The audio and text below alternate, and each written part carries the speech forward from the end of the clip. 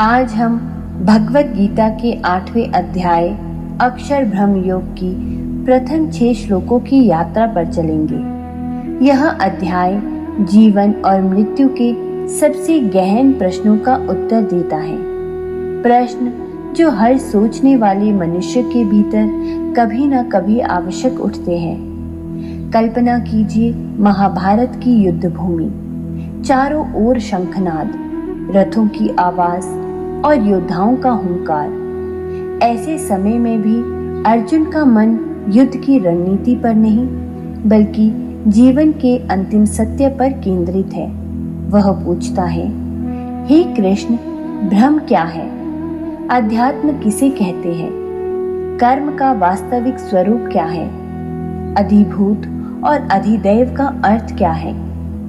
अधियज्ञ कौन है और मृत्यु के समय उसे कैसे जाना जाता है? यह प्रश्न केवल अर्जुन के नहीं है। ये प्रश्न आज के युवा, प्रोफेशनल्स, गृहस्थ और हर उस व्यक्ति के हैं जो इस अस्तित्व के परमार्थ के अर्थ को समझना चाहता है। इन श्लोकों में भगवान श्री कृष्ण हमें बताते हैं, ब्रह्म क्या है? वह अपरिवर्तनीय परम सत्य। अध्यात्म क्या है?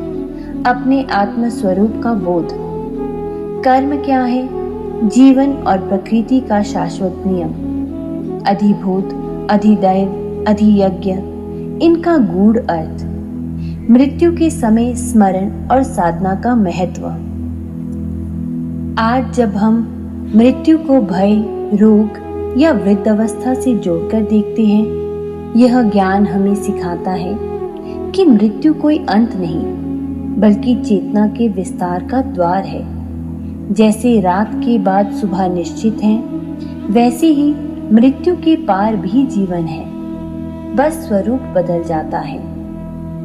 इन श्लोकों का श्रवण आपके जीवन में लाएगा जीवन के प्रति स्पष्टता, मृत्यु के प्रति निर्भयता और कर्म के प्रति समर्पण और जागरूकता। आइए इन श्लोकों को सुनते हुए अपने भीतर यह अनुभव करें कि हम शरीर नहीं, चेतना है। यही ज्ञान हमें स्थायी शांति और अडिग शक्ति प्रदान करेगा। अर्जुन उवाच किम तद् ब्रह्म किमध्या आत्मं किं कर्म पुरुषोत्तम अधिभूतं च किं प्रोक्तम् अधिदैवं किमुच्यते। अर्जुन ने पूछा, हे पुरुषोत्तम भगवान श्री कृष्ण, वह ब्रह्म क्या है? अध्यात्म किसे कहते हैं? कर्म क्या है? अधिभूत क्या है और अधिदैव किसे कहते हैं? यहाँ अर्जुन जीवन के अंतिम सत्य को जानने के लिए प्रश्न कर रहे हैं। ब्रह्म वह परम सत्य जो सबका आधार है। अध्यात्म अपने आत्म स्वरूप का ज्ञान। कर्म प्राणियों के स्वाभाविक कार्य और कर्तव्य। अधिभूत नश्वर भौतिक तत्व यानी पंच महाभूत। अधिदैव देवत्व का वह पक्ष जो प्रकृति के संचालन में सहायक है, जैसे सूर्य, वायु आदि। अर्जुन का यह प्रश्न दर्शाता है कि सही जिज्ञासा ही ज्ञान का प्रथम चरण है। जीवन में सही प्रश्न पूछें। जिज्ञासा ही आत्म विकास का पहला कदम है।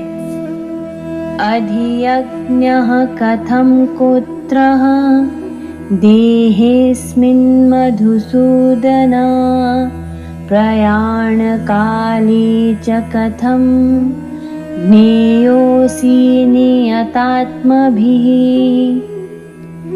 हे मधुसूदन, अधियज्ञ कौन है और यह इस शरीर में कैसे स्थित है और मृत्यु के समय साधक आपको कैसे जान सकते हैं? अर्जुन का प्रश्न और भी सूक्ष्म है। अधियज्ञ परमात्मा का वह रूप जो यज्ञ रूप में सबके भीतर स्थित है, सभी कर्मों का आधार बनकर। मृत्यु के समय आत्मा की स्थिति और परमात्मा के साक्षात्कार का तरीका क्या है? यह प्रश्न जीवन का सबसे बड़ा सत्य जानने का प्रयास है। उपनिषद में भी कहा गया है, यद्वा जानाति मृत्यु मृत्युमापनोति। जो मृत्यु के रहस्य को जान लेता है वह अमरत्व प्राप्त करता है। मृत्यु का चिंतन भय नहीं बल्कि जागरूकता और विवेक का कारण बनाए। श्री भगवानुवाच अक्षरं ब्रह्म परं स्वभावो अध्यात्ममुच्यते भूतभावोद्भवकरो विसर्गः कर्म संज्ञितः। भगवान बोले, अविनाशी परम तत्व को ब्रह्म कहा जाता है। आत्मा का अपना स्वरूप अध्यात्म कहलाता है। प्राणियों के उत्पत्ति का कारण बनने वाले कार्य को कर्म कहते हैं। भगवान श्री कृष्ण स्पष्ट करते हैं, ब्रह्म अविनाशी निर्गुण शाश्वत तत्व है। अध्यात्म आत्मा का शुद्ध स्वरूप। कर्म वह क्रिया जिससे भौतिक शरीर उत्पन्न होते हैं और संसार का संचालन होता है। यह व्याख्या हमें सिखाती है कि अध्यात्म का अर्थ केवल पूजा पाठ नहीं बल्कि आत्मा के स्वरूप का बोध है और कर्म केवल बाहरी क्रिया नहीं बल्कि प्रकृति का नियम है। अपने कार्यों को भी आत्मज्ञान और समर्पण से जोड़े, यही कर्मयोग है। अधिभूतं क्षरो भावः पुरुषश्चाधिदैवतम् अधियज्ञोऽहमेवात्र देहे देहभृतां वर। हे अर्जुन, नश्वर तत्वों का स्वभाव अधिभूत कहलाता है। पुरुष परमात्मा अधिदैव कहलाता है और इस शरीर में मैं ही अधियज्ञ हूँ।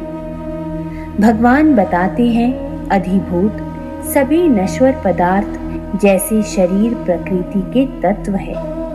अधिदैव देवता जो इन तत्वों का संचालन करते हैं। अधियज्ञ स्वयं भगवान जो हर यज्ञ कर्म के मूल में है, वही शरीर के भीतर स्थित है। यह गीता का महत्वपूर्ण सिद्धांत है। हर कार्य के पीछे वही चेतना सक्रिय है। उपनिषद भी कहते हैं, यस्य निहितम गुहायाम, वह परमात्मा सबके हृदय में स्थित है। हर कर्म में ईश्वर की उपस्थिति को याद रखें, इससे कार्य भी साधना बन जाएगा।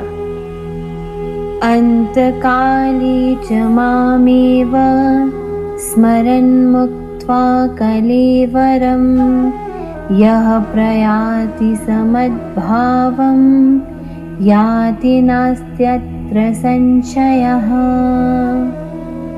जो व्यक्ति मृत्यु के समय मुझे स्मरण करता हुआ शरीर छोड़ता है, वह निश्चय ही मुझे प्राप्त होता है, इसमें कोई संदेह नहीं।